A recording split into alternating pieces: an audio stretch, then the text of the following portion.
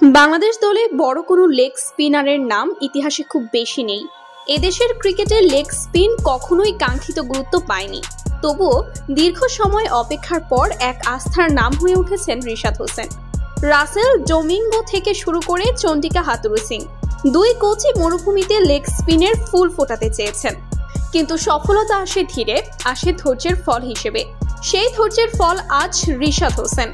পরিচর্যার সুযোগ, পরিশ্রম আর ধারাবাহিকতা, এইসব মিলিয়ে তিনিই এখন বাংলাদেশের টি-20 দলে একমাত্র লেগ স্পিন অস্ত্র। রিশাদ হোসেন এখন পর্যন্ত 38টি টি-20 ম্যাচে অংশ নিয়ে 47টি উইকেট শিকার করেছেন। উইকেট সংখ্যার ভিত্তিতে তিনি এখন দেশের টি-20 ইতিহাসে ষষ্ঠ সর্বোচ্চ উইকেট শিকারী। এই ফরম্যাটে মাত্র 9টি ওয়ানডে খেলা রিশাদের ক্যারিয়ারে টি-20 মূল ভরসা। 2 বছরের বেশি সময়ের অভিজ্ঞতায় যে জায়গায় উঠে এসেছেন তা চোখে পড়ার মতো। তার স্ট্রাইক রেট 16.2, অর্থাৎ তিনি প্রতি 16.2 বল পরপর একটি করে উইকেট তুলে নিচ্ছেন। গড় চমৎকার 21.80।